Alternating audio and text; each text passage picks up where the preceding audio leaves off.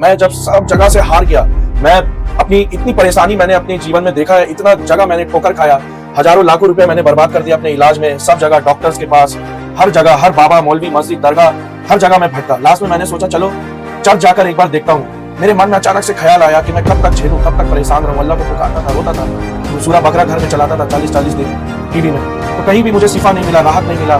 दरअसल विश्वास मुझे भी नहीं हो रहा था, क्योंकि बचपन से मैं इनको as a Nabi, as a profit मैं इनको बचपन से सुनते हुए आया हूँ, मानते हुए भी आया हूँ। बट अब जो मेरे साथ जो मिरेकल हुआ, मैं उसको भी झुठला नहीं सकता, नजरअंदाज नहीं कर सकता। मुझे जी, आपसे कितना लाख रुपए लिया गया होगा? मुझसे कुछ नहीं मांगी। शालोम मेरे दोस्तों, कैसे हैं आप सब? आज बहुत ही जबरदस्त एक गवाही के साथ मैं आपके पास आया हूँ। आज की जो गवाही है वो जावेद भाई की है और उनकी वाइफ की है। ये दोनों ही कपल जो है इस्लाम से खुदावन यीशु मसीह के पास आए हैं और इनकी जिंदगी में क्या अद्भुत गवाही है आज हम लोग सुनने वाले हैं। और आज उनसे हम लोग जानेंगे कि किस तरीके से मुस्लिम घराने से उन्होंने क्या क्या चैलेंजेस को अपने लाइफ में देखा, किस तरीके से वो लाइफ में स्ट्रगल किए, क्या क्या फेस करना पड़ा, और अभी वो जो लाइफ लीड कर रहे हैं वो किस तरीके से लीड कर रहे हैं। आप भी अपनी गवाही दे सकते हैं। अगर आप गवाही अपना देना चाहते हैं तो स्क्रीन पे नजर आ रहे नंबर के द्वारा आप हमें व्हाट्सएप के थ्रू अपनी गवाही का वीडियो रिकॉर्ड करके दे सकते हैं। अगर आप नए हैं तो चैनल में सब्सक्राइब करके रखें, लाइक जरूर कीजिएगा वीडियो को और हाइप करना ना भूलें। तो आइए हम लोग मिलते हैं जावेद भाई से। जय मसीह की, कैसे हैं आप लोग? जय मसीह। प्रेज द लॉर्ड, जय मसीह की। बिल्कुल ठीक हूँ। बहुत अच्छा लगा ये सुनकर, आप लोगों से मिलकर के आप लोग इस्लाम से, मुसलमान फैमिली से क्राइस्ट के ऊपर बिलीव किए हैं।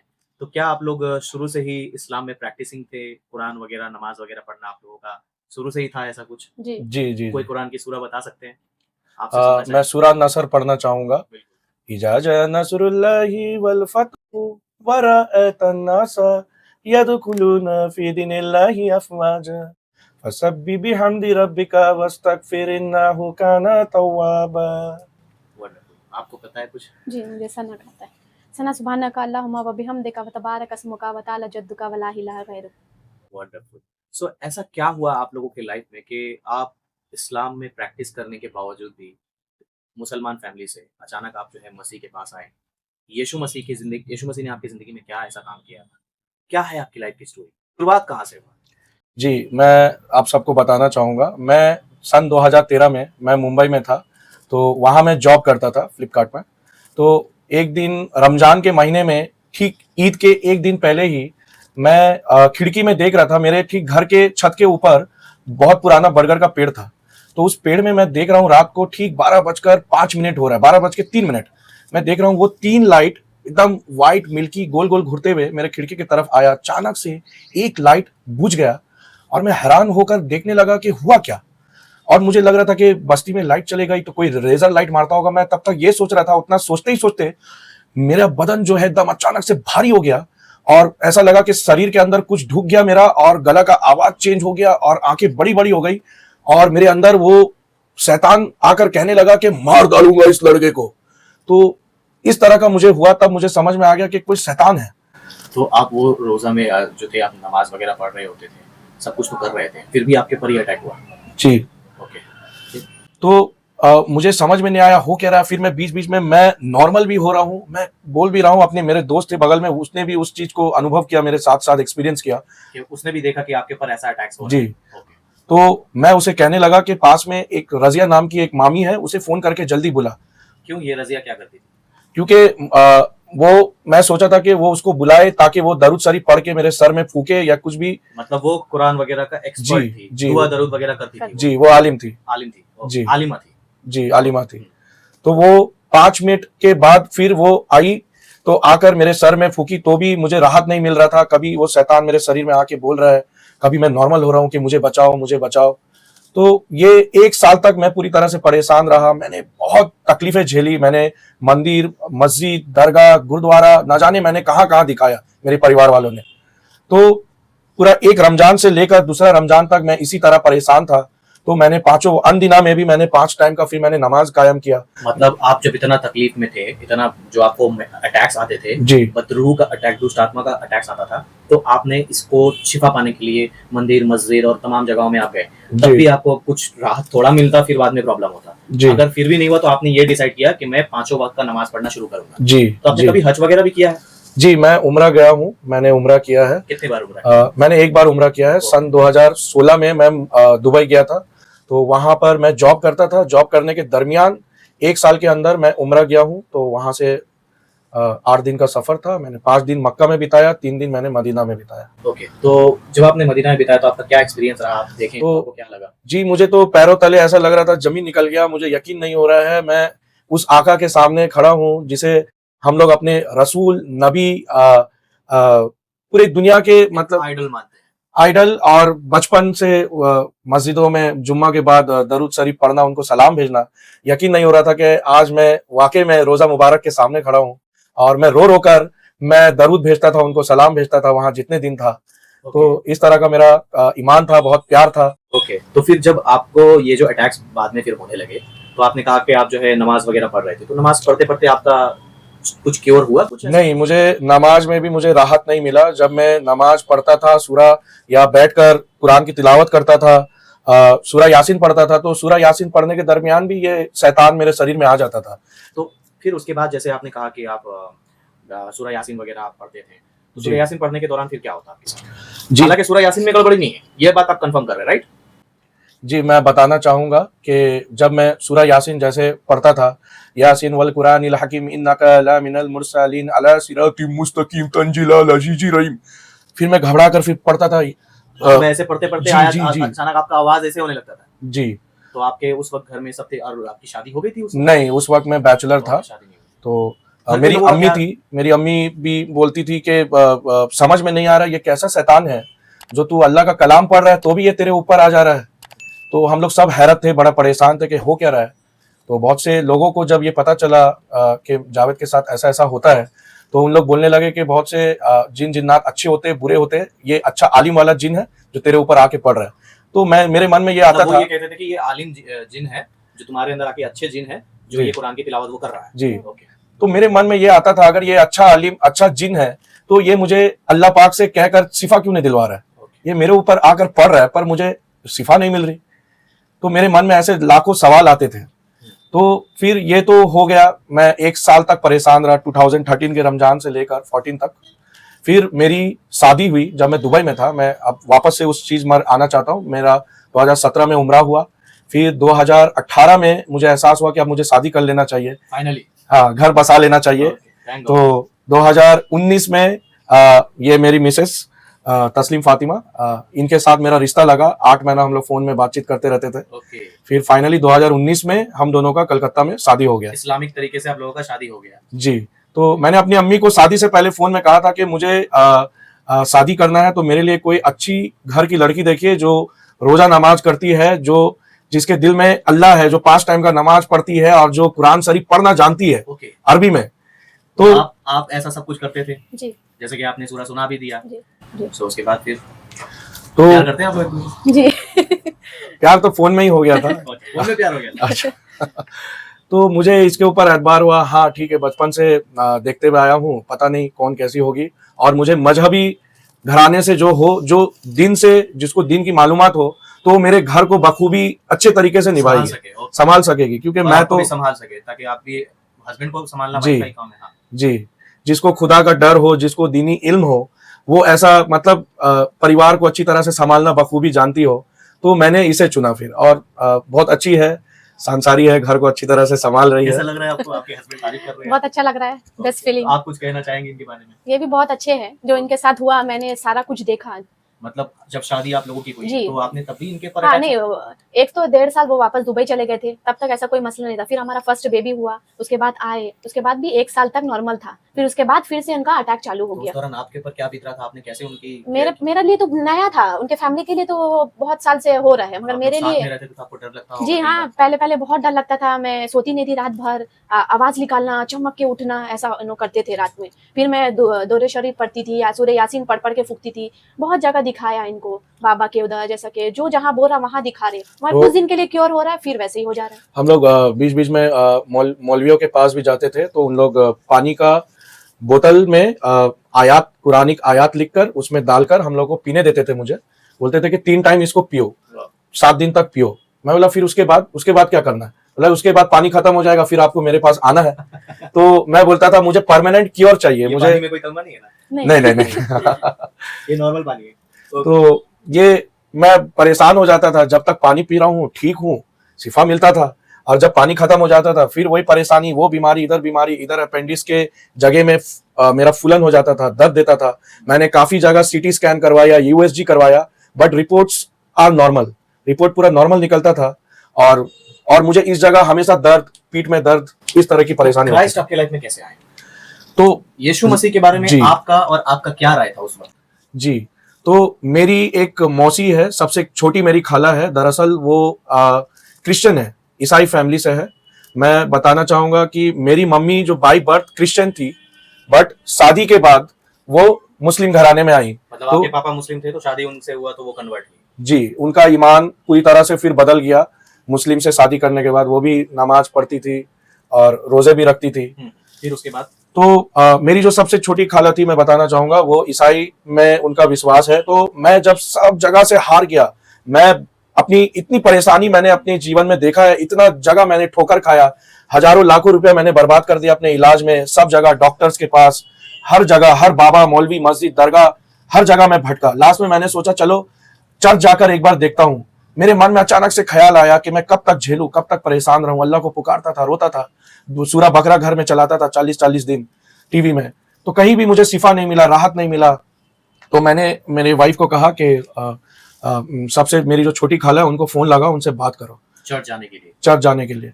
उसके बाद तो उनका एक कांटेक्ट है दुर्ग में, छत्तीसगढ़ में एक सिलो चर्च ऑफ गॉड है। मुझे इसके बारे में पता था कि वो अपनी किसी हीलिंग के लिए वो एक जाना टाइम चाहते हैं। गई थी और उनका काम हुआ। तो मुझे लगा कि एक बार वहां भी ट्राई किया जाए। तो इसने मेरी आंटी को फोन लगाया कि बोली कि जा, इनका आपको तो पता ही है, इतने सालों से परेशान है, तो ये चर्च जाना चाहते हैं। तो आपको उस वक्त कुछ अजीब सा नहीं लगा कि अचानक? नहीं, हम लोग तो थक हार गए ना, कहाँ आपके कहाँ पास भी गए, कोई रास्ता कोई नहीं। ऑप्शन नहीं। हम बोले कहीं से तो ठीक हो ठीक जाए, हो जाते देखते उसके गए। बाद फिर? जी, उसके बाद फिर हम लोग सिलो चर्च ऑफ गॉड गए, हम लोग सब मिलकर, मैं, मेरी मौसी, उनके बच्चे, हम लोग सब चर्च गए। चर्च जाने के बाद फिर वहां पर लीला कुंजुलिया आंटी करके एक सीनियर पास्टर थी, उन्होंने मेरे सर में हाथ रखा और हाथ रखकर प्रार्थना करने लगी कि हे खुदाबंद, यीशु मसीह के नाम से मैं आदेश देती हूँ कि इसके शरीर में, इस बच्चे के शरीर में जो भी परेशानी है, दुष्ट आत्मा है, मैं यीशु मसीह के नाम से आदेश देती हूँ, अभी के अभी निकल जा, उखड़ के समुंदर में चला जा, इसके शरीर को छोड़ दे। ये परमेश्वर का शरीर, ये परमेश्वर का मंदिर है। मैं आज्ञा देती हूँ, मैं आदेश देती हूँ, अभी के अभी इसके शरीर को छोड़ दे, इसे परेशान करना बंद कर। तो मेरा जो शरीर, मैं बच्चे को गोद में लेकर मैं 10 कदम चल नहीं पाता था, मैं अपने बेड से उठ नहीं पाता था। जब उस आंटी ने मेरे सर में हाथ रखकर प्रार्थना किया, उसके नेक्स्ट डे जब मैं होटल में उठा तो मैं उठ के ऐसा एहसास हो रहा था कि मेरा शरीर फिर से नया हो गया है। वाह। मेरा शरीर फिर से नया हो गया है। मैं उत्साहित होकर दौड़ने लगा, बेड से उतर के मैं जंप मारने लगा। जंप मारकर मैं फिर मतलब उसके वो अच्छा दिन चला गया। जी, तो मैं जहां 10 कदम नहीं चलता यीशु था, मसीह के नाम से अच्छा दिन चले गए। बोले कि नहीं, ईसा अलैहिस्सलाम नबी है हमारे यहाँ, मैं नहीं रहूंगा यहाँ। तो मुझे यकीन नहीं हो रहा था कि इतने सालों बाद, और ऐसा लग रहा था कि मैं उड़ रहा हूं हवा में, मेरे पैर के नीचे कोई मार्बल नहीं, कोई टाइल्स नहीं। जब मैं चल रहा हूं ऐसा लग रहा है कि मैं कोई बेड मैट्रेस के ऊपर चल रहा हूं। और मैंने उस दिन 2 किलोमीटर दौड़कर, वहां होटल से चर्च 2 किलोमीटर का फासला है, मैं दौड़ रहा था रास्ते में, जबकि हम लोग टोटो करके जाते थे वहां से चर्च। तो ऐसा मिरेकल इनके जिंदगी में हुआ, तो आपका क्या उस वक्त प्रत्युत्तर रहा? आप जब देखें ऐसा? बहुत खुश हुई मैं इनको देख के कि इतने 2-3 हैरान साल हुए से। होंगे। जी हाँ, कि कैसा हुआ, किसने किया। तभी भी मेरे पास उतना विश्वास नहीं था, बस खुश थी कि मेरे हस्बैंड ठीक हुए, उनको चंगाई मिली। दरअसल विश्वास मुझे भी नहीं हो रहा था, क्योंकि बचपन से मैं इनको as a Nabi, as a profit, मैं इनको बचपन से सुनते हुए आया हूं, मानते हुए भी आया हूं। बट अब जो मेरे साथ जो मिरेकल हुआ, मैं उसको भी झुटला नहीं सकता, ला नहीं सकते। नजरअंदाज नहीं कर सकता। सिर्फ मुझे एक प्रार्थना से, सिर्फ एक प्रार्थना से। जी, आपसे कितना लाख रुपए लिया गया होगा? मुझसे कुछ कुछ नहीं नहीं। मांगी, कुछ नहीं लिया गया। कुछ नहीं मांगी। ओके, फिर? सिर्फ एक चीज मांगी मुझसे कि बेटा, जब तू कलकत्ता वापस जाएगा, मेरे यीशु को मत छोड़ना। उसके बाद? तो मैं उसके बाद बताना चाहूंगा।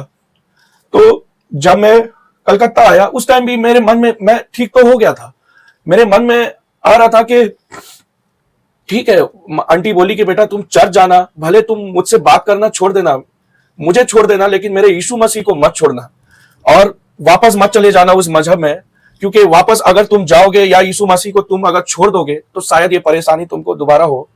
तो मैंने मन में, मैं उतना मतलब सीरियस भी नहीं हुआ, मतलब ठीक है हाँ जाएंगे, मन से तो गवारा नहीं दे रहा था, क्योंकि एक मुस्लिम घराने में पैदा होना, उस घराने में जन्म होना, नमाज पढ़ना, उम्रा करना, तो मेरे लिए इतना आसान भी नहीं था। मैं उनका दिल रखने के लिए मैंने बोला ठीक है आंटी चले जाएंगे।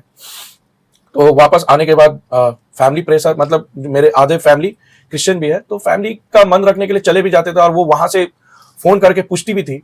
तो फर्स्ट टाइम जब पूछी कि बेटा तुम लोग चर्च गया था क्या, संडे के दिन चर्च होता है, मंडे के दिन फोन करके पूछी बेटा तुम लोग फोन नहीं उठा रहा था, चर्च गया था क्या? तो हम लोगों ने डर से झूठ बोला कि हाँ आंटी हम लोग चर्च गए थे। तो आंटी बोलने लगी, वहां से प्रोफेसी करके बैठ गई, आंटी बोलने लगी झूठ बोलता है, मैं भविष्यवाणी करके बैठी हूं, तुम लोग चर्च गया नहीं, तुम लोग सो रहा था। तो मुझे बड़ा हैरत होने लगा कि आंटी को कैसे पता चला। मैं सॉरी आंटी, हम लोग एक्चुअली लेट हो गए उठने में, तो इसीलिए हम लोग गए नहीं। तो ये एक, फिर उसके नेक्स्ट संडे फिर हम लोग गए, उसी डर से गए, फिर उनसे बात किए, बोला हाँ मुझे पता चला तुम लोग चर्च गए थे। फिर उसके बाद फिर ऐसा कभी होता था कि नहीं गए, तो फिर बोलती थी बहाने मत दो, तुम लोग चर्च नहीं गए हो, फिर से झूठ बोल रहा है। तो मैं बड़ा हैरत होता था कि उसको पता कैसे चल जा रहा है कि हम लोग नहीं गए। जी, अब वो भविष्यवाणी करती थी, वो उन्होंने मुझे वहां पर दिखाया भी है सबूत। इस तरह से आंटी पूरा गाइडेंस करती थी फोन में कि चर्च इन लोग जा रहा है नहीं जा रहा, पूरा नजर हम दोनों के ऊपर रहता था। तो इसी कारण से तो हम लोग हैरान नहीं होते थे कि जैसे वो कैसे हम जान जा रही है कि चर्च नहीं जा रहे हम लोग वगैरह वगैरह? नहीं हम भी तो जानते थे, मैं इनके साथ ही तो गई थी आप ना। जब चर्च जाते थे इनके जी। साथ, तो आप इनके प्रेशर में जाते थे कि आपको भी लगा कि नहीं मुझे जाना चाहिए? नहीं नहीं, मैं अपनी मर्जी से जाती थी। अपनी ये बोल मर्जी दिए थे तुमको इस्लाम में रहना है, रहो, तुम्हारे फैमिली प्रेशर है, तुम कर सकती हो, ऐसा कोई मतलब इनका कोई आपके पास जोर नहीं नहीं था? नहीं था। आप अपने मर्जी मर्जी से से जा रही आपने थी। कुछ देखा देखा। और तभी आप जो है गए। जी। ओके। तो जब कभी वो नहीं जाते थे, हाँ मैं जाती थी, मैं रैपिडो बुक करके चले जाती थी कि ठीक है आप सोइए हम जा रहे हैं। क्योंकि मैं और एक चीज बताना चाहूंगा कि शैतान का प्रभाव जो था मेरे ऊपर मसीह में आने के बाद भी पूरी तरह से नहीं गया।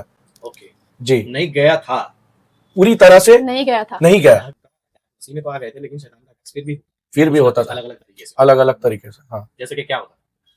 जैसे कि मुझे रात में कभी अचानक से कान के सामने कोई कुछ आकर बोल रहा है, अब वो क्या बोल रहा है वो वर्डिंग्स भी मुझे समझ में नहीं आता था।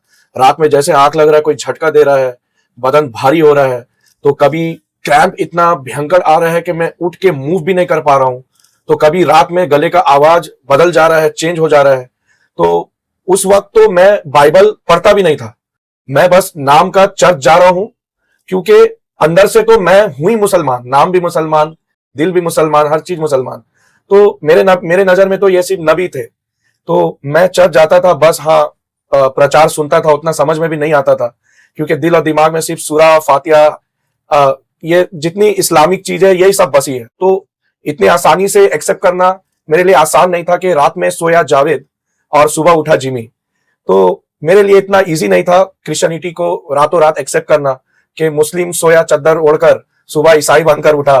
तो क्या बताया? जी, तो अचानक से जब मुझे एहसास होने लगा कि ऐसे तो चर्च मन में ऐसे ऊपर ऊपर से जाना ठीक नहीं होगा, मैं खुद को भी धोखा दे रहा हूँ, मैं अपने वाइफ को भी धोखा दे रहा हूँ, और मैं अपने बच्चों को भी धोखा दे रहा हूँ। कल को वो बड़े होकर बोलेंगे कि पापा आपने बहुत गलत किया, इस्लाम जैसे सच्चे मजहब को आपने ठोकर मारकर आपने ईसाइयत को कबूला और हम लोगों का जिंदगी भी आपने जहन्नुम बना दिया।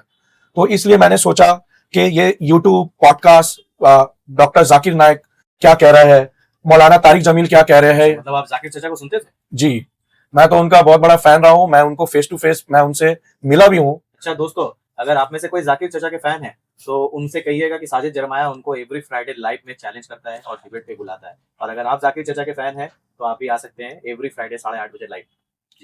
जी, तो मैं डॉक्टर जाकिर नाइक को मैं मुंबई में मिला भी हूँ इज्तिमा के दौरान।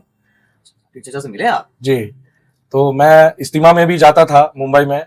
जी, तो ये सारे जो मैं पॉडकास्ट सुनता था, डॉक्टर जाकिर नाइक क्या कह रहा है, मौलाना तारिक जमील क्या कह रहे हैं क्रिश्चियनिटी के बारे में, जी, क्रिश्चियनिटी के बारे में और इस्लाम के बारे में, तो मेरे मन में आता था ये सारे आलिम और मेरे मस्जिद के इमाम भी क्या कह रहे हैं जुम्मा के खुतबे में। मुझे इन लोगों को नहीं सुनना है, मुझे इस्लाम जो है कुरान पर टिका है, हदीसों पर टिका है। मतलब आप इनके बयान सुन के कंफ्यूज हो गए? जी आपको लगा कि मैं जो जीसस क्राइस्ट को मान रहा हूँ और इनका बयान कुछ अलग सा है, जी तो आपने क्या किया, सेल्फ स्टडी किया, सेल्फ रिसर्च किया, राइट? जी जी जी बहुत से लोग ऐसा नहीं करते, वो मुफ्ती मौलाना आलिम के ऊपर में ही डिपेंड रहते हैं, जी वो खुद रिसर्च नहीं करते, खुद नहीं पढ़ते, इसीलिए वो क्रिश्चियंस लोगों को चैलेंज करते हैं, बाइबल मुकद्दस को बदला हुआ कहते हैं, जबकि जी कुरान में एक भी आयत नहीं कहीं है नहीं लिखा है। जो कि कहता है कि तौरात, जबूर, सहीफुल अंबिया, नबियों के सहीफे, इंजील शरीफ बदल गए, कहीं। सो मेनी टाइम्स मैंने अपने चैनल में जी इसको प्रूफ किया है। तो आपने क्या किया, खुद से स्टडी करना शुरू किया, रिसर्च वगैरह कर रहे थे, अच्छा, मुफ्ती हाँ मौलाना लोगों का हाँ जब वो बयान हम सुन रहे थे, जी तो हम तो वो टाइम पे मतलब क्रिश्चियनिटी को मानते नहीं थे, मुसलमान का हम ज्यादा ही करते थे, शान था मेरे को। लेकिन आप सिर्फ ऐसे जाते ये थे चर्च जी में, मैं तो यहाँ मैं पर उनको टोकना बोलती थी। चाहूंगा, ये दरअसल मुझे बीच बीच में रोकती भी थी किस चीज के कि लिए? क्या कर रहे हैं आप, छोड़िए ना, आपको तो चंगाई मिल गया। छोड़िए जीसस को, हाँ, जीसस को छोड़िए, इन लोग तो गलत कर रहा है। पहला बात तो उनको सलीक नहीं दी गई, सलीब नहीं दी गई, जी, उनको क्रूस पर नहीं चढ़ाया गया, उनको तो अल्लाह पाक ने रोमन के जो सिपाही थे उनका शकल देकर, यीशु मसीह का शकल देकर उठा लिया, उनको उठा लिया। क्रूस में चढ़ा दिया। उन्होंने अपने सिपाही को मार दिया और अल्लाह पाक ने यीशु मसीह को ऊपर उठा लिया।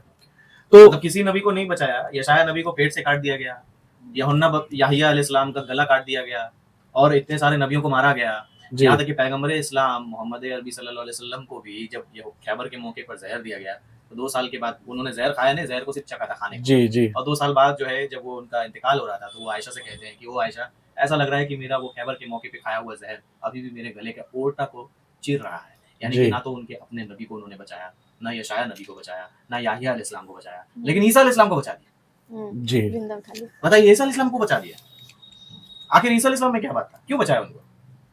कुरान ऐसा नहीं कहता। सूरह निसा आयत नंबर 157 में जो बोलते हैं कि वमा कतलहु वमा सलबहु, ना तो उसे कत्ल किया गया, ना उसे सलीब दी गई। लेकिन जब आप सूरह मरियम आयत नंबर 33 पढ़ेंगे, तो वहां पर जीसस क्राइस्ट खुद कह रहे हैं, ईसा अलैहिस्सलाम, कि सलाम है मुझ पर जिस दिन मैं पैदा हुआ, जिस दिन मैं मरूं और जिस दिन मैं दोबारा जिंदा करके उठाया जाऊं। जी कॉन्ट्रडिक्शन होगा, दोनों बातें अलग अलग होती हैं।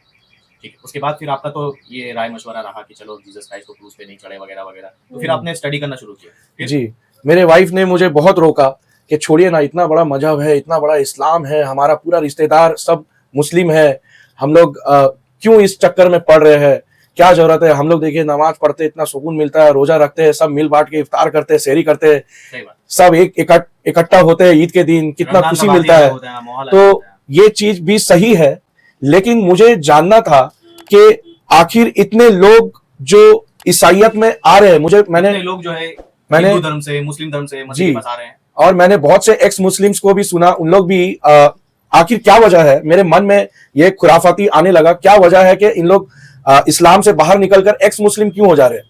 या तो इस्लाम झूठा है, और या तो ये सारे एक्स मुस्लिम्स झूठे हैं।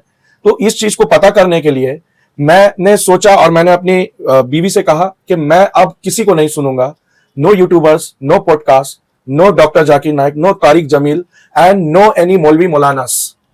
तो मैंने दिन रात कुरान मुकद्दस मैंने पढ़ना चालू किया। ये रात को शाम को 7 बजे से जब मैं चालू करता था, रात को 10, 11, 12 बज जाता था। ये मुझे कहती थी, अजी खा लीजिए। मैं कहता था कि तुम सो जाओ, मुझे पढ़ना है, मेरे बच्चों के लिए पढ़ना है, कहीं ये बड़े होकर मुझे ये ना कह दे कि अब्बा आपने बहुत गलत किया हम लोग के साथ। तो मैं अपने बच्चों के लिए, अपने आने वाले पीढ़ियों के लिए मैं दिन रात कुरान मुकद्दस और तमाम हदीसें मैंने हदिया करके लाया, सच की तलाश करने के लिए, सच की तलाश में कि आखिर इतने लोग इस्लाम धड़ल्ले से क्यों छोड़ रहे हैं। तो मैंने तर्जुमा में पढ़ना चालू किया, बोलो जो मुझे एग्जैक्टली सही खटा कि कुरान का पहला पन्ना से लेके आखिर का पन्ना तक सिर्फ ए मेरे मोमिनो ए काफिरो। तो फिर मैं भाइयों मैं कहना चाहूंगा, अगर मोमिन का मालिक अल्लाह है तो काफिर का मालिक कौन है? शैतान है, वो कहते हैं। और अल्लाह पाक कहता है कि मैंने काफिरों को इसलिए पैदा किया ताकि उसे जहन्नुम के आग में जला सकूं। तो ऐसा कौन सा खुदा हो सकता है जो अपने ही बच्चों को पैदा इसलिए किया ताकि उसे जहन्नुम के आग में जला सके? ये सवाल। बच्चा अगर अपने बाप को नहीं भी मानेगा, मेरा औलाद अगर मुझे अगर नहीं मानेगा, मैं उससे नाराज रह सकता हूँ, मैं उसको हो सकता बात ना करूं, लेकिन उसको ऐसा तो नहीं कि तलवार लेके उसको काट दूं या मार दूं, नहीं करूंगा। मेरा औलाद, मेरा जन्म दिया औलाद है। अगर हम सब उस परवरदिगार के बनाए हुए हैं जिसने हमें रचा है, सृष्टि किया है, तो वो हमारे गुनाहों के लिए वो कुछ ऐसा इंतजाम करेगा ताकि हमारा कमजोरी से हमारा इलाज हो, ना कि हमें जहन्नम में डाल देगा। क्योंकि उसको तो मालूम है ना कि हम इंसान, हम कमजोर है, हमारे अंदर ये ताकत नहीं है कि हम इस बोतल को यहाँ से यहाँ रखें, लेकिन उसके अंदर ताकत है कि वो यहाँ से क्या इसको हटा भी सकता है। तो वो हमारी मदद करने के लिए यहाँ से यहाँ कर सकता है जी। और यही खुदाबंद यीशु मसीह ने किया। यीशु मसीह को मालूम है कि तमाम इंसान अपने गुनाहों का बोझ नहीं उठा सकता, वो जहन्नम में ही जाएंगे। लेकिन इंसान से प्यार करते हैं, तो उन्होंने हमारे गुनाहों को अपने पास ले लिया। जी। फिर उसके बाद क्या हुआ? कुरान में मैंने बहुत से ऐसे आयतें पढ़ी, अल्लाह पाक कहता है कि काफिरों से दोस्ती ना करना, वो मेरे भी दुश्मन है और तुम्हारे भी दुश्मन है। खास करके यहूदी और नसारा यानी कि जी। ज्यूज एंड क्रिश्चियंस को अपना दोस्त मत कहना, जो उसको दोस्त कहते हैं वो उन्हीं में से एक है। फिर कहीं पर अल्लाह पाक कहते हैं, वहां पर कॉन्ट्रडिक्शन है कि ये काफिर ईमान क्यों नहीं लाते। फिर कहीं पर अल्लाह पाक कहते हैं मैंने काफिरों को गुमराह कर दिया ताकि वो ईमान ना लाए। ताकि वो ईमान ना लाए। तो अल्लाह पाक चाहते क्या है, मुझे कुछ समझ में नहीं आ रहा था। ओके, तो ये तो हो गई ये बात। फिर जी। उसके बाद धीरे धीरे फिर आप क्या हुआ, सच्चाई में कैसे आए? तो उसके बाद मुझे लगा कि भैया यहाँ पर कुछ तो गड़बड़ है, कुछ तो घोटाला है। तो मैं उसके बाद मैंने फिर बाइबल मुकद्दस मैंने उठाया। वाह। जी। तो मैंने बाइबल मुकद्दस उठाया, वहां पर सिर्फ मैं प्रेम की भाषा देख रहा हूँ, प्रेज गॉड। प्रेम की भाषा देख रहा हूँ। यीशु मसीह कह रहे हैं I am the way and the truth and the life, no one goes to the father except through me. मैं ही सत्य हूं और मैं ही मार्ग हूं और मेरे बिना मेरे तक नहीं जा सकता। जी पिता तक कोई नहीं पहुंच सकता। फिर मैंने देखा कि यीशु मसीह का मैंने बहुत सारे टीचिंग्स, बहुत सारे उनके वचन पढ़े जब मैंने, तो मेरा दिल खुशी से भर गया। वाह। जब एक महिला जब व्यभिचार में पकड़ी गई थी, तो शास्त्री और फरीसी लोग उसको यीशु मसीह के पास लेकर आए सजा देने के लिए। सजा दिलवाने के लिए। तो यीशु मसीह से कहने लगे कि ये हे गुरु, ये व्यभिचार, ये लड़की व्यभिचार करते हुए पकड़ी गई है, हमारे मूसा का व्यवस्था में लिखा है कि इसे पथराव करके मार दिया जाए, तो तेरा क्या कहना है। तो यीशु मसीह जमीन में उंगली से ऐसे कुछ लिख रहे थे। वो फिर उठकर कहने लगे कि तुम में से अगर कोई निष्पाप हो तो सबसे पहले पत्थर मारे। ओके। तो दुनिया में कोई ऐसा इंसान नहीं है जो पाप से परे है, निष्पाप है। दुनिया में कोई ऐसा इंसान नहीं जो जिसने राई के दाने के बराबर भी गुनाह ना किया हो। तो ये चीज, और फिर यीशु मसीह उनके पास आए और कहने लगे कि मरियम, तुझे किसी ने दंड तो नहीं दिया। तो वो कहने लगी कि नहीं प्रभु। तो यीशु मसीह कहने लगे कि जा, मैं भी तुझे दंड नहीं देता। तो ये वचन मेरे दिल में उस वक्त उतर गया। मैं सोचने लगा कि अल्लाह पाक को न्याय करने का अधिकार है, अल्लाह पाक को किसी का गुनाह माफ करने का सिर्फ अधिकार है, ना कि किसी नबी को। ये कैसा नबी हो सकता है जो दूसरे के गुनाह को माफ कर दे। तो ये नबी तो हो ही नहीं सकते। मैं जितना बाइबल मुकद्दस पढ़ता गया, मेरी आंखें खुलते गई। तो नबी है वो, लेकिन नबी से कुछ बढ़ के है। जी। यीशु मसीह नबी भी हैं, जी। खातमन रसूल है वो, मतलब रसूलों का खात्मा है वो। जी। खातमन बादशाह है, जितने बादशाह हैं यीशु मसीह के बाद और कोई बादशाह नहीं है। वो बादशाहों का बादशाह है, राजाओं का राजा। खातमन नबी, खातमन रसूल, खातमन बादशाह। तो यीशु मसीह नबी है बाइबल के हिसाब से, लेकिन नबी से बढ़कर भी है। जी, इसमें कोई शक नहीं है कि वो नबी से भी बढ़कर है। नबी का तो अर्थ है भविष्यवक्ता, प्रॉफेट। वो भविष्यवाणी कर सकते हैं, भविष्य की बातें बता सकते हैं। तो उनसे काफी बढ़कर है, वो मुझे समझ में आया। तो बहुत सी इस सच्चाई को जान रहे थे, उस दौरान आपका क्या रिएक्शन रहा? वे उस दौरान ये बाइबल पढ़ रहे थे, विश्वास ला रहे थे। तो आप तो कंफ्यूज हो रहे होंगे कि यार ये मतलब हाँ, कुरान भी पढ़े हैं। हाँ, वही थोड़ा सा कंफ्यूजन चल रहा था मेरा। ये पूरा रात कुरान पढ़े, फिर बाइबल का भी पढ़े है। तो वही सोच रही थी मैं, क्या कौन तरफ है, ये इस्लाम की तरफ है ना क्रिश्चियनिटी की तरफ है। बोला नहीं उनको? नहीं, मैं बहुत बोलती थी कि जो धर्म में पैदा हुए उसी धर्म में रहिए, क्योंकि रिलेटिव है, मेरी मम्मी है, सारा कोई है। समाज के डर से जी हाँ, क्या सोचेंगे, इसी के लिए हम उनको थोड़ा सा विरोध भी करते थे। फिर उसके बाद देखिए उनका चेंजेस आने लगा बाइबल पढ़ के। जी। फिर उसके बाद नहीं, ऐसा भी नहीं है कि मैं बाइबल पढ़ रहा हूं तो पूरी तरह से मेरे जीवन में परिवर्तन आ गया, क्योंकि मैं बीच बीच में बाइबल पढ़ रहा हूं, छोड़ रहा हूं, कलीसिया जा रहा हूं यानी कि चर्च जा रहा हूं, फिर छोड़ दे रहा हूं, फिर सांसारिक जीवन में ढुक जा रहा हूं, फिर वापस से पाप कर रहा हूं, व्यभिचार में गिर रहा हूं और शराब पी रहा हूं, जिस तरह से मैं अपने पुराने मसीह में आने के बाद भी कर रहे थे। जी, पुराने लाइफ में मैं जिस तरह करता था, जब मैं इस्लाम में था, इंडिपेंडेंट था, आजादी से हर चीज करता था, पीता था, खाता था, व्यभिचार करता था। तो मुझे समझ में नहीं आ रहा था, जब मैं प्रार्थना कर रहा हूं दिल से, मैं सही ट्रैक में जा रहा हूं, सही मार्ग में जा रहा हूं, बीच बीच में चर्च जाता हूं, बीच बीच में नहीं जाता हूं, तो प्रार्थना कर रहा हूं कि ए पिता पुत्र पवित्र आत्मा, आप जिस तरह से पवित्र है पिता, मुझे उस तरह से पवित्र कर, जिस तरह से तेरा दिल विनम्र है उस तरह से मेरे दिल को विनम्र कर दे, मेरे हृदय को बिल्कुल बालक समान कर दे पिता। और मैं कोई पाप नहीं करना चाहता, मुझे हर पाप से मुझे मुक्ति दिला दे पिता, और मुझे पूरी तरह से अपने सत्य के मार्ग पर चला। मैं काफी बार प्रार्थना भी करता था और पाप भी करता था। तो मुझे समझ में नहीं आता था कि और ये शैतानी आत्मा का अटैक बहुत ज्यादा बढ़ गया जब से मसीह में आया। पहले जब इस्लाम में था तो अटैक्स थोड़े कम थे, जब मसीह में आया तो अटैक्स ज्यादा बढ़ गया, तो मुझे आपके प्रार्थना जब आपका हुआ आपके ऊपर में, जी, आप ठीक हो गए थे, ठीक हो गया रिसर्च हुआ, फिर आप जो है दो नाव में चले, उसके जी। बाद फिर आपने बाइबल पढ़ना शुरू किया, आप जी। सच्चाई को पहले जान गए, जी इस्लाम को भी जान गए और क्राइस्ट को भी आप जाने, जी लेकिन साथ में आप भी कर रहे थे, मतलब आप जी वर्ड भी इंजॉय कर रहे थे, वर्ल्ड भी इंजॉय कर रहे थे, जी। सिर्फ आर का फर्क था, जी एल का फर्क था, सॉरी, जी जी है ना। एल का मतलब होता है लटका हुआ, जी है ना, मतलब आप लटके हुए तक के मतलब बीच में थे कि कभी पाप हो रहा है, कभी मिस्टेक हो रहा है, और इसमें आपका कंट्रोल नहीं है, जी आपसे हो रहा है मिस्टेक, जानबूझ के तो आप नहीं कर रहे। जी तो इस दौरान जब आपने वही अटैक्स को फिर से अपने लाइफ में फेस किया, प्रार्थना वगैरह किया, जी। पहले तो मुझे लग रहा था कि ये हो क्या रहा है, मैं गलत डायरेक्शन में जा रहा हूँ, इसलिए शायद अल्लाह पाक मुझे सजा दे रहा है ताकि मैं वापस आऊं। फिर एक दिन क्या हुआ, कुछ रिलेटिव्स के कॉल आए, कुछ रिलेटिव के कॉल आया मेरी वाइफ को कि तुम लोग जो कर रहे हो ना बहुत गलत कर रहे हो, इसीलिए तुम लोग इतना परेशान हो, और जावेद देखो क्या क्या कर रहा है, फिर से इतना यासी कर रहा है, पीना खाना कर रहा है। अगर तुम लोग सही खुदा को तुम लोग पूछते तो वो तो पूरा सुधर जाता, उल्टा बिगड़ रहा है, और तुम लोग के जीवन में इतना परेशानी बढ़ते जा रहा है, इतना फाइनेंशियल इशू हो रहा है। क्योंकि ये मैं बताना चाहूंगा, मैंने अभी रिसेंटली घर भी लिया है, तो मेरा काफी लाखों का कर्जा भी है, तो मेरा सिचुएशन एकदम वर्स होता जा रहा है। तो इनकी कोई रिलेटिव कहने लगी कि वापस इस्लाम में आ जाओ, रमजान का महीना आ रहा है, माफी मांग ले, नमाज कायम करने बोल जावेद को, बदलाव आ जाएगा, तुम लोग का परेशानी धुल जाएगा। तो मेरे मन में भी आया ठीक है, बात तो सही है, हम तो उल्टा और बिगड़ते जा रहा, हम सुधरने मांग रहे लेकिन हो नहीं पा रहा, मेरा नर्व्स में कंट्रोल पता नहीं अचानक इतना क्यों बढ़ता जा रहा है, टेम्पटेशन होना, क्रेविंग होना।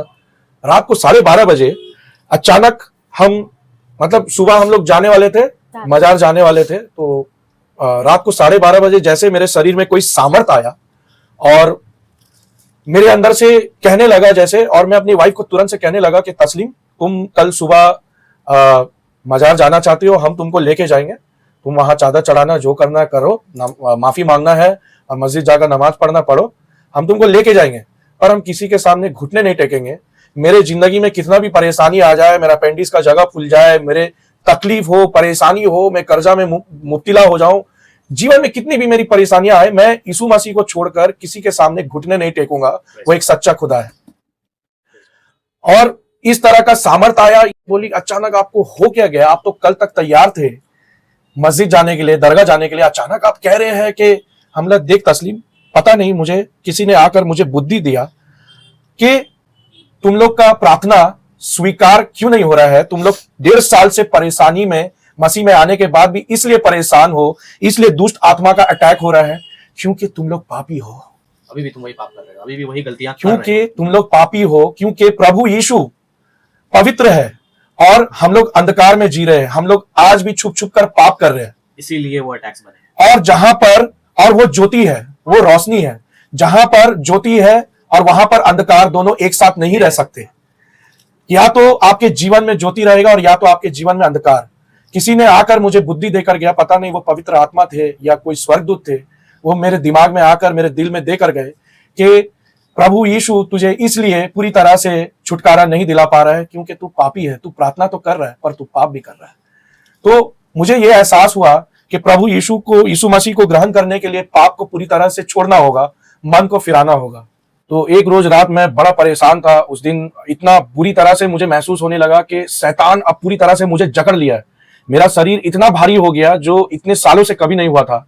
उस दिन मैं बिल्कुल हेल्पलेस हो गया, रात के दरमियान 12:30 बज रहे थे, मैं खुद को एकदम तन्हा, अकेला, फ्रस्ट्रेटेड और होपलेस हो गया था कि मैं क्या करूं और कितना प्रार्थना करूं, और मुझे कहीं से जवाब नहीं मिल रहा, कहीं से छुटकारा नहीं मिल रहा है मुकम्मल तरीके से। तो मैं उस दिन गिड़गिड़ा कर पहली बार मैं प्रार्थना करते हुए रो रहा था कि प्रभु यीशु अगर तू सच्चा है तो मुझे आज दिखा दे कि तू वाकई में मेरा खुदा है, तू जीवित खुदा है। अगर तू सच्चा है तो मुझे इस शैतान से छुटकारा दिला दे। मैं थक गया हूं, मैं हार गया हूं, मैं बेबस हूं, मैं कहां जाऊं, मैं कहां भटकूं, मैं किसको पुकारूं, मैं पागल हो जाऊंगा। अगर प्रभु यीशु तू सच्चा है, तू वाकई में मेरा खुदा है, तू वाकई में पूरे दुनिया का मालिक है, तो मुझे इस शैतान से इसी वक्त छुटकारा दिला, इसी वक्त छुटकारा दिला। मैं पिता यीशु मसीह के नाम से प्रार्थना करता हूं, आप आइए, मुझे छुड़ाइए, ये शैतान से मैं लड़ नहीं सकता, मैं अकेला हूं, मैं कमजोर हूं, मैं तना हूं, मुझे बचाइए। उस वक्त मुझे एक ऐसा, जहां मेरा शरीर दुर्बल हो रहा था, मैं बिल्कुल कमजोरी से थरथरा रहा था, शरीर भारी हो गया था, जकड़ लिया था, जैसे पूरा मैं उठ नहीं पा रहा था बेड से, और ऐसा लगा कि कोई सामर्थ मेरे शरीर में आया और मैं पूरी तरह से एकदम हाथ को हिलाकर फिर मैं उठ गया, आंख खोलकर मैं खड़े हो गया। और जब खड़े होकर मैं देख रहा हूं कि मेरा शरीर अब एकदम जैसे किसी ने दबा के रखा था, पूरा मैं बिल्कुल पूरी तरह से हल्का हो गया हूं। मैं यहां से वहां 4 से 5 बार मैं दौड़ रहा हूं। मेरे ऐसा लग रहा है कि मैं किसी मैट्रेस या किसी फूलों के ऊपर चल रहा हूं, मेरे पैर के नीचे कोई जमीन नहीं है। एकदम हल्का महसूस कर रहा हूं। मैं प्रेज द लॉर्ड, हालेलुया बोल रहा हूं। मेरी वाइफ भी मेरी मुंह देख रही है, इन लोग को समझ में नहीं आ रहा। मेरी अम्मी भी बैठी थी, वो भी मेरा मुंह देख रही है। मैं बोला, उस दिन मेरे मन में आया कि प्रभु यीशु मसीह तू सच्चा है, तूने वाकई में दिखा दिया कि तू जीवित खुदा है और तूने मुझे चंगाई दे दिया। तो इस तरह से मेरे जीवन में बदलाव आया। फिर मैंने ठान लिया कि अब मैं प्रभु यीशु मसीह के लिए अपना जीवन पूरा उनको दूंगा, पाप से मन फिराऊंगा। जो छुप छुप कर मैं पाप करा करता था, अब पाप का रास्ता मैं छोड़ दूंगा और उनके सत्य के मार्ग पर चलाऊंगा। और जो जितने भी दुनिया में मेरे भाई बहन जो आज भी अंधकार में है, उन लोगों को मैं अंधकार से बाहर निकालूंगा और इस बाइबल मुकद्दस की सच्चाई को मैं हर कोने कोने तक पहुंचाऊंगा। बहुत बहुत बढ़िया, आपकी गवाही बहुत शानदार है, दिल को छू लेने वाली है। सचमुच खुदा ने किस तरीके से आपको शिफा दिया, आज़ाद किया। सो अभी आप लोगों का ये मिशन है कि आप जो है बाइबल का बारे में सारे लोगों को बताएं। अब मैं आपको पर्सनली ये कहूँगा, और ये सचमुच मैं आपसे ये कह रहा हूँ, ये सिर्फ ऐसा नहीं कि ये रिकॉर्डिंग हो रहा है, मैं पर्सनली आपको ये कहूँगा कि आप और आप दोनों मिलकर साथ में रात को फेलोशिप करें, घुटने में आ जाए, प्रार्थना करें, घुटने में दोनों एक दूसरे का हाथ पकड़ें, एक हाथ आपका उठाओगे, एक हाथ आपका उठाओगे, दोनों प्रार्थना करें। क्योंकि शैतान का शुरू से ही उसने अदन की वाटिका से, गार्डन ऑफ ईडन से, वहीं से उसने हस्बैंड वाइफ के बीच में दरार लाकर उसने शुरू किया था अलग करना। उसको मालूम है हस्बैंड वाइफ अगर एक होकर रहेंगे तो उसका काम तमाम है। शुरू से ही वो अटैक्स करता है जोड़े पर, ठीक है। तो अब जब आप लोगों को एक किया गया है, आप लोग दोनों मसीह में आ गए हो, दोनों साथ में दुआ करो, दोनों प्रेयर करो अपने लिए, अपने खानदान के लिए, मसीही कौम के लिए। और भी बहुत सारे मुसलमान हैं जो सच्चाई को नहीं जान रहे, वो उनके नजर में हम लोग बेवकूफ हैं जी। लेकिन बाइबल क्या कहता है कि क्रूस की कथा नाश होने वालों के लिए तो बेवकूफी है, पर हम नजात पाने वालों के लिए खुदा की कुव्वत है। तो उनके लिए वो बेवकूफी है, लेकिन हमें उनसे नफरत नहीं करना, हमें उनके लिए दुआ करनी है। हम किसी भी धर्म की किताबों को आलोचना नहीं किए, हमने जस्ट यीशु मसीह के बारे में जाना, क्या आपके जिंदगी में मिरेकल हुआ। So thank you very much, आपने अपनी गवाही हम लोगों के साथ शेयर किया। खुदा आपको बहुत बरकत दे, खुदा आपको इस्तेमाल करे, अद्भुत काम करे। मैं दुआ करूंगा ये हाथ जिस भी लोगों को छुएगा, जिस बीमार के ऊपर रखेगा, ये हाथ से लोग चंगे होंगे। आमीन, hallelujah, praise the Lord. So thank you very much. हम लोग जो है फिर किसी ऐसी गवाही के साथ मिलेंगे। अगर आपको ये वीडियो पसंद आया है तो जरूर से वीडियो को लाइक करें, चैनल में नए हैं तो सब्सक्राइब करें। अगर आप अपनी गवाही देना चाहते हैं तो स्क्रीन पे नजर आ रहे नंबर के द्वारा आप अपनी गवाही का वीडियो रिकॉर्ड करके हमें दे सकते हैं। अगर आप कोलकाता से हैं तो हम आपकी गवाही को खुद ले लेंगे। और यदि आप हमें हमारे मिशन में सपोर्ट करना चाहते हैं तो स्क्रीन पे डिटेल आपको दिख रही है, आप QR कोड को स्कैन करके भी आप अपने डेट ऑफरिंग दे सकते हैं। उसके लिए खुदा आपको बहुत बरकत दे। Shalom to everyone.